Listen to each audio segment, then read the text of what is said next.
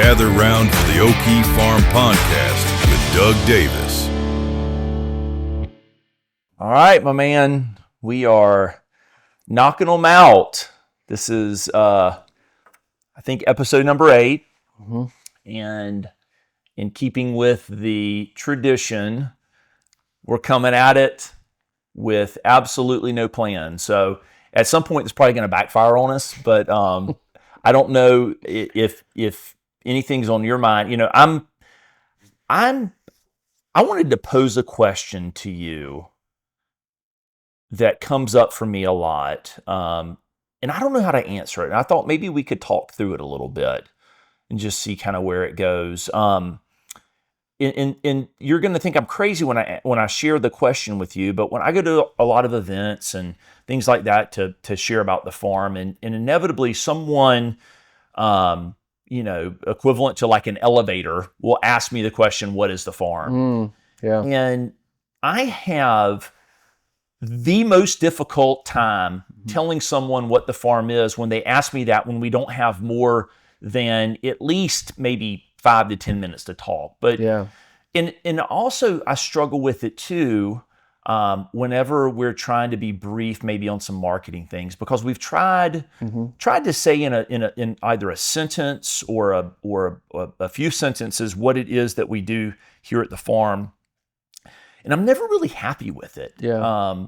And I think part of the reason why is because the farm is all encompassing. Yeah. And it's easier for me to share what the farm is when someone helps me understand what their interests are, because I can then tailor the answer about what it is that we do here so that it's more meaningful to them in that statement. But when just the open-end statement, "What is the farm?" What do you say? So, Curtis, Oh gosh, what is the farm at Okefenokee? You are speaking my language, and man. you only have a Yeah. So before we get into it deeper, Yeah. try and answer the question for me. We're in an elevator. You got 30 seconds. What is the farm at Okefenokee? You know how people have gotten fed up with how hard it is to buy, find good groceries now, and people want to be closer to their food. Well, we created this place where there's nothing like it. It's totally unique. We created a place where people are close to growing their own food, and they're building community with one another. And I'd love to show you this place if you want to come for a visit. Yeah. So that is an example of Donald Miller's story brand marketing. So if you're going to start talking marketing with me, I'm gonna geek out on marketing. And shout out to Jay Owen, a mutual friend of ours from St. Augustine, and really a brilliant marketer. Yeah. And someone who is certified in story brand marketing and is close with Donald Miller, great author. You know Donald Miller. Oh, of course, yeah. Is it and how Velvet Jesus? Is that is he Velvet Jesus? Blue Like Jazz was Blue Like Jazz. Okay. There's obviously several others. Yeah. But then he sort of transformed himself into really a small business and marketing consultant. And Jay, actually it was Joe Dykman. I used to work with Jay. Told me to read that book 8-9 years ago, and it changed how I think about marketing. And so that was an example of one-liner. And so what I did there was I tried to take quickly in my mind, what is the most common pain or issue that people experience. But you could tailor that to if you knew a little bit more about the person and what they were interested in. Like, say, for example, it's someone who loves to be outdoors, and loves to enjoy wild areas. You could say something like, growing up in North Florida is great, but if you live in, a suburban community or even downtown, it's kind of hard to appreciate the beautiful natural wild areas that we have around here. What we did was we brought the community to the wild area. And so if you love getting out doors, you'll love the farm, because it's a place where you can be in the swamp within 10 minutes of living in your house. And so you're not answering my question. You're giving me what I find to be easier. When I find out what someone's interested in, it's easier to share about the farm. What I'm asking you is tell me in a vacuum, describe to me the farm in a vacuum without necessarily trying to solve a problem. Like, what is the farm at Okefenokee? It's tough. Yeah. I want to hear you're someone's got a gun to your head, and you're not trying to sell that person with a gun. You're just trying to describe in the most comprehensive way what the farm is. Yeah, well, there's not a category for it, right? That's what makes it hard. Yeah, that's what makes it hard. But where I've really landed in, a lot of many of the viewers will know I help out with marketing and the website for the farm, and where I've landed, like the shortest term that makes the most sense, and I think it came from you, is it's a farm to table sustainable living community. Right. Yeah. It's that farm to table lifestyle. Yeah. I think that people can say, oh, okay, I see what you mean. You actually are growing all your own food. You're bringing it to your table. Right. In a sustainable community, meaning, in my mind, self-sufficient, resilient. Those are some of the words that come up. Again, but if you tell that to somebody and they've never been to the farm, I know it's very difficult for them because there's nothing like it. I get so discouraged because I always feel like, and again, this happens often when I'm at an event and I'm shaking hands after maybe I've sat on a panel or something else, and I really struggle with in a few sentences. And so I developed the word, again, I say I developed, I think I did, I'm not sure, farm to table lifestyle. Yeah. And I don't know if that's good. You seem to like it. We've never had this conversation before. The only reason I did that is because I felt like everybody knows what, especially in this day and age, like what farm to table dinners are. Yeah. And people, from my experience, people resonate with farm to table dinners because when they come in, there's someone, the experience is about education. So they're learning about where their food came from. They're learning maybe about why the chef paired things in a certain way. And so there's this deliberate educational component that, whether they know it or not, I think people really crave. Certainly the flavors and the tastes are superior because it's coming from local as opposed to some genetically modified thing coming in off of a train. Yeah. And then you've got, often it's experiential. Maybe it's not done at a farm, but around maybe some other agrarian area or something. And so all of those... And it's not relying on the supply chain. And so you've got this collision of possibly both emotions, sensories, like with the taste. The mind is being challenged. Okay, well, gosh, I've never thought about why the squash is this color and why they selected it to be paired with this. And so when I hear about how excited people get about farm to table dinners, the reason why I started calling it farm to table lifestyle is because I thought, well, that's like what it's like to live here every day. Yeah. I mean, we talk about, when folks will come in and the 4 pillars that I often share, nutrition,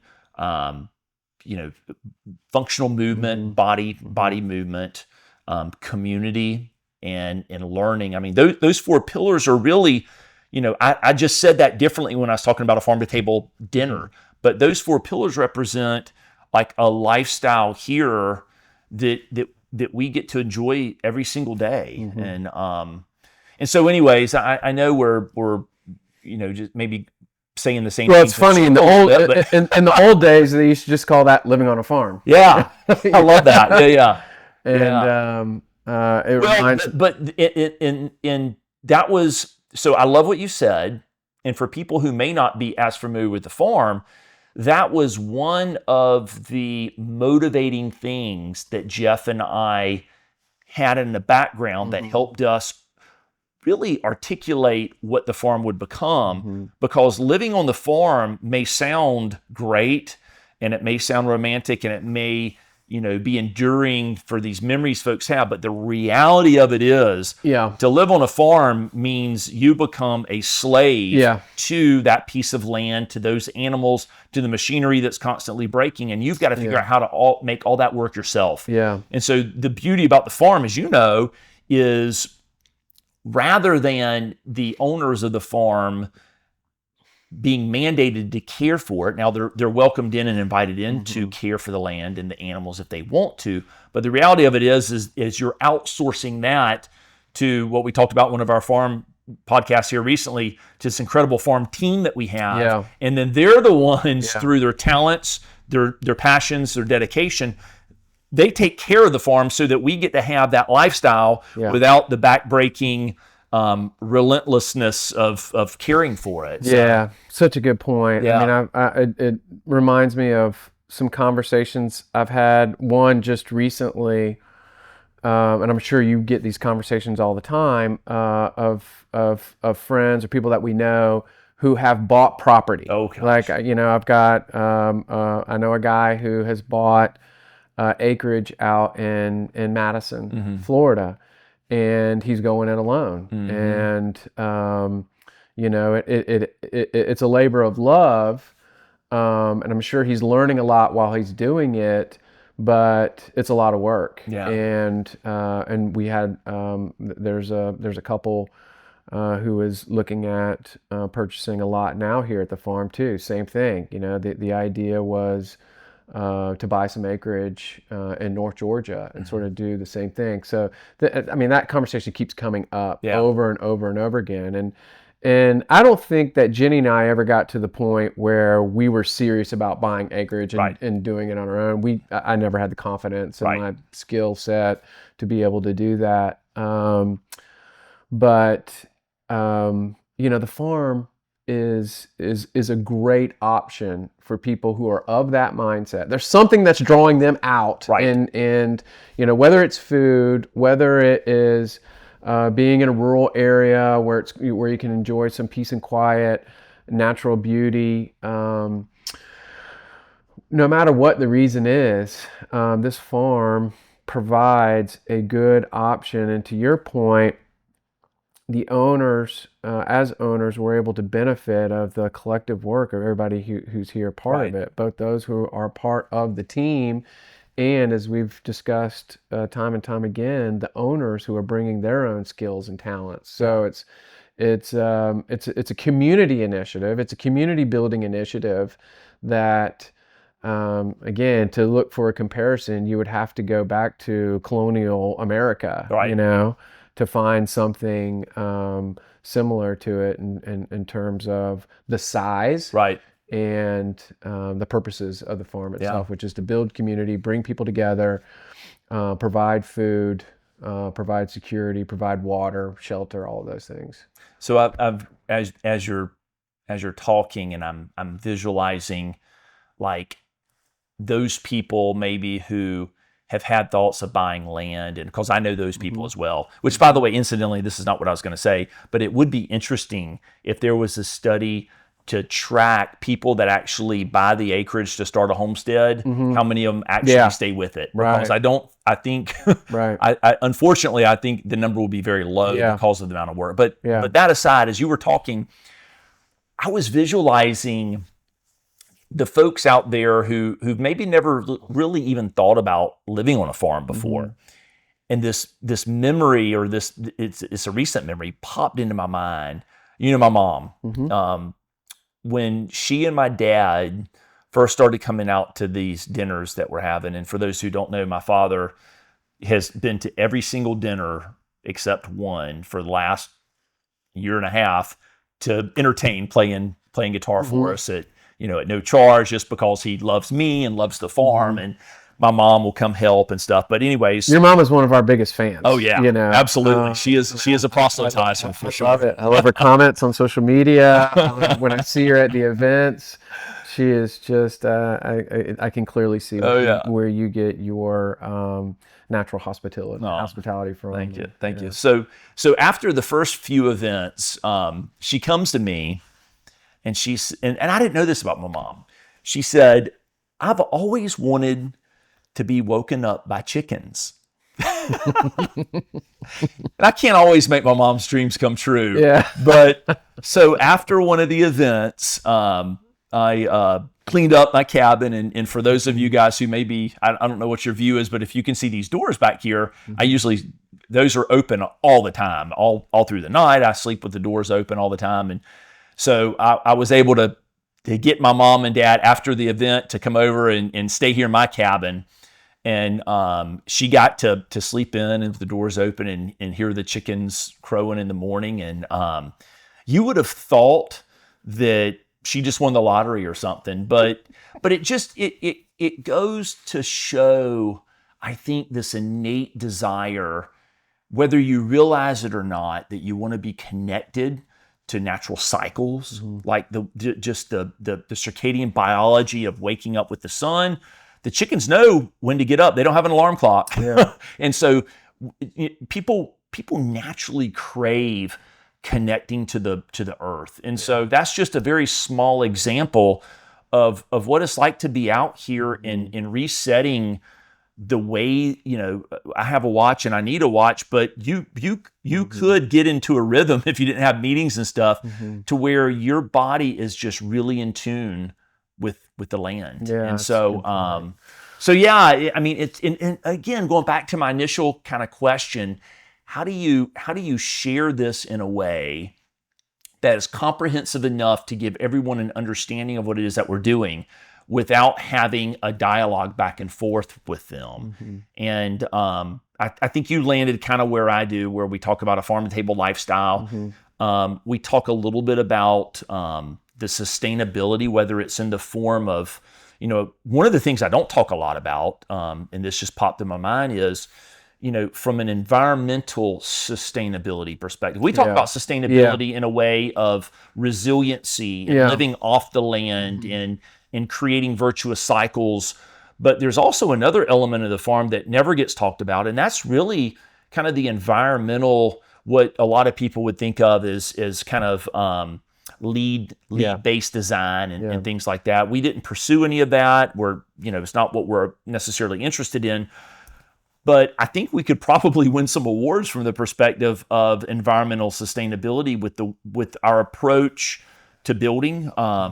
What a lot of folks may not know is, and I think we talked about this when we talked about our farm team, but we make every effort to bring in local people. So, I'm not even talking about regional. I'm talking about like local county level people. So we're employing and tapping into the local workforce base, which from a trips perspective and transportation is minimized, but then also it gives the local economy the opportunity to realize some of the benefits of the farm. We a lot of people don't know that virtually all of the amenities, whether it's the bridge from the welcome barn to your little village, or whether it's the clubhouse or the smokehouse, virtually all of the wood that's used for that comes from local forests. We have our own sawmill here on site that we mill the wood, we plane the wood, we have a repurposed kiln that we're reusing an old container to dry it and then repurpose that wood. And so as you begin to think about the things that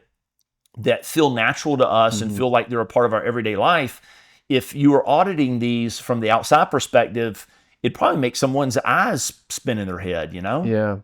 Well, I mean, you bring up a great point, and it's like,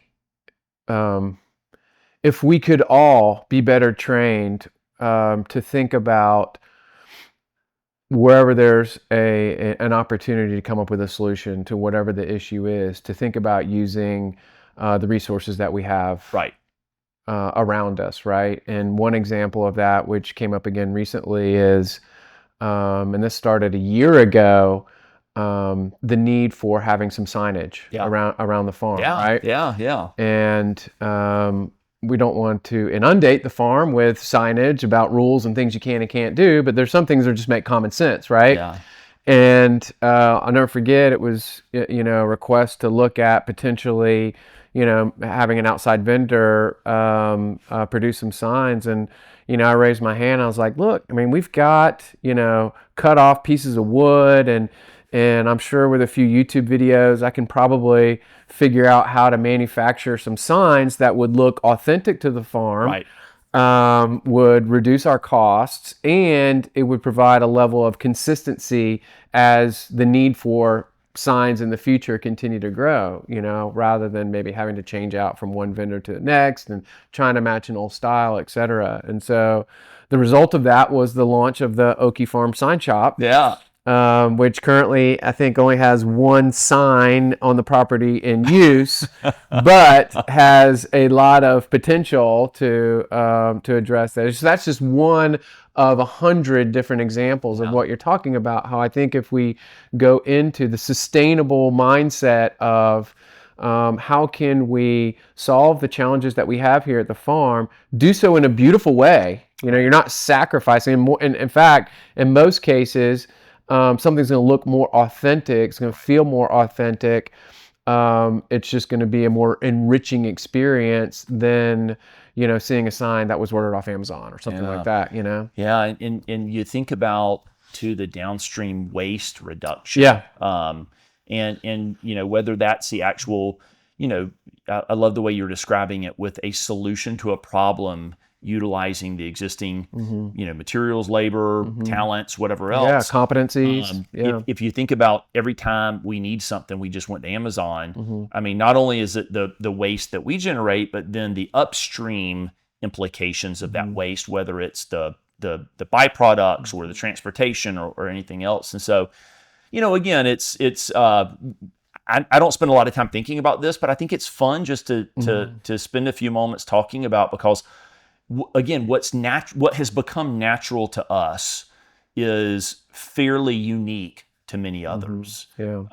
And I just think about, I feel like I'm probably a broken record at times, but I get so excited, especially right now with, we spent some time recently talking about all these people that are moving in, and y'all's new. I mean, we've got so much energy and so much excitement.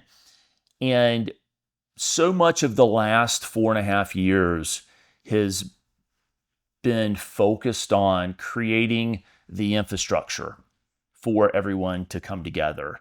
And we have been enjoying that in each moment and collecting memories and special moments. So it's not like everything was forward looking, because I know I talked about that recently, but I'm so excited right now because we're at an inflection point. We're at a pivot point right now.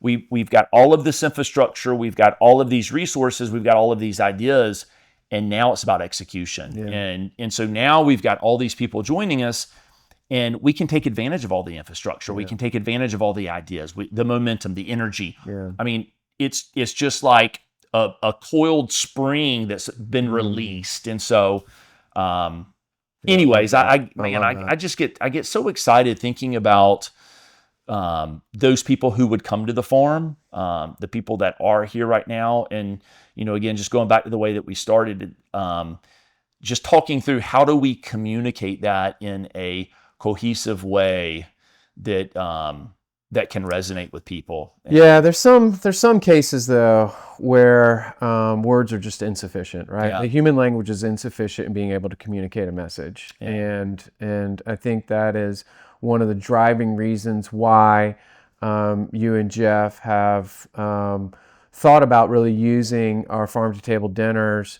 as a way to invite people in and showcase the farm, and how we're even moving to this next stage, which should be coming up soon, where people can come and experience the farm for an overnight stay. Yeah. Right. And that's the only way. The only way you can truly. We can talk about how great it is here until we're blue in the face and people stop listening. Yeah. Right. But what I have really appreciated, and I know you have for a long time, but I've just started to appreciate is that I know how, because you've talked about on the podcast how you get a little anxious or nervous about when people are either moving in or they come out, what are they going to think, right? Because you've poured so much of yourself into this project, and I may have a tenth of that or a quarter of that, but I still feel the same way, particularly when we invite friends and family to visit or stay with us. It's like, what are they going to think about this place? Yeah. And, I have to say, I have never spoken to anyone who's come here as a guest of one of the events or a guest of a cabin owner who, has left, and it's just been like, what on earth are y'all doing right here? Y'all are screwing it up. You're messing it up. Everyone is almost always, you can see, the wheels working, like, how can I enjoy a part of this? Like, how can I be a part of this in a bigger way in my life? And because it just, and we've talked about this, it just, I think once you come out here, there's something deep that resonates into, this is the way life is meant to be lived and enjoyed, and fulfilled and shared. And so I love seeing that spark for people when they come here. And again, I think as more and more people come out here, either for an event or for a short stay, they're gonna come to the same conclusion for themselves. I had, without revealing the group, I had a group come in a few weeks ago that many would recognize, that do some incredible projects. And we spent, 2 or 3 hours driving through, looking at the farm, talking about the farm. And as usual, I was very nervous what they would think. And when we finished, and again, I don't say from a place of arrogance or pride, but just in camaraderie for what you're talking about, and in spending in that moment for a while. The one gentleman, it was so much fun to watch him as the day progressed, because when we started, I had never met him before. And he was very stoic in the beginning, but I could see his face and indirectly his mind just turning. And it was like a flywheel getting faster and faster. And by the time we finished and had lunch, he was at a loss for words. And like we are now, he was so overwhelmed, not only for what he personally got out of the experience, but what this experience could mean to not only other people who come to make the farm their own, but then also the implications even beyond the farm, which is far beyond the scope of our activity. But worth noting. It can be an inspiration for others as well. Because the farm itself is, again, getting back to the definition of how you describe it. How do you describe something that's kind of undescribable without experiencing it? Yes, there are lots for sale. There's cabins being built. There's events that are held. But that's not what it is. Right. What it really is the feeling that someone experiences either living here or being here. That ultimately is the draw to the farm, right? And I can attest to that living here. I don't think that I ever could have found and going back to a word we used several podcasts ago, eudaimonia or purpose, a purpose-built life. That's the reward that you get in experiencing life on the farm. And ultimately, that's what you're showcasing here and inviting people in to be a part of. It's beautiful. As I digest that, it just reinforces the problem.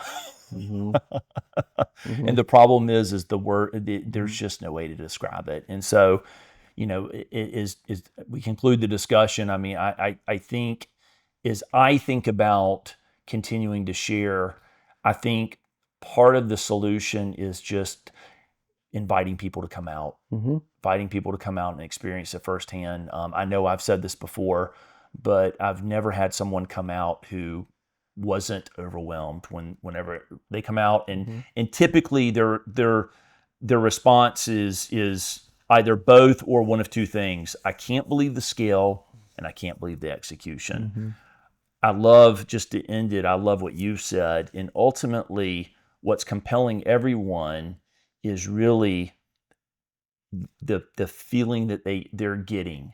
And that's going to be so individual for every single person. It goes back to the example for my mom. I mean, the feeling that she got from getting to hear the chickens wake her up in the morning. Yeah. Ultimately, that's what we're trying to create for folks. When you were describing that, I was thinking to myself, wondering if your kids, when they hear this, if they could envision waking up a morning that didn't have chickens in it, when you had chickens outside. Trying They to probably sleep. would have liked to sleep in a little bit when you had chickens in the neighborhood back in the day. Yeah. You still don't have any at the house now, do you? No, I Yeah, don't. yeah. When we started the farm, that was I brought my last chickens out to the farm. Yeah. And in fact, my youngest daughter, who had named one of our chickens, she still believes that chicken is alive. Because they all look the same. Right. Yeah. Speaking of one last thing, just a funny story. We were here the other night with the doors open, going to sleep, and we have a whippoorwill outside my door, and that whippoorwill goes on way after the sun goes down, and well into the night. 10, 11 o'clock later, the whippoorwill's just going at it. And for me, it's like it's just white noise in the best possible way. But my wife was like, this whippoorwill's killing me. So it is, everyone's different, but, well, I was out in the swamp just 2 days ago fishing. Nobody was out there, and there were sand cranes singing their beautiful song that just echoes over the prairies out there. And the alligators now entering into mating season are making those those growling sounds. And I was just out there thinking to myself, like, I mean, it could be 1,000 years ago. right. Nothing's Same different. sounds. Nothing's different. And really it looks different out there either. Yeah, exactly the same. Yeah. Awesome. Well, what do you think? You got a word in mind to finish it up? Yeah. I'm going to say, gosh, I'm just such a huge fan of Donna Miller. I'm going to say story brand, and I'm out. Nice. Trying to find a word to describe the feeling that you were describing that people get individually, because that was so meaningful for me, the way that you described that. I'm going to say,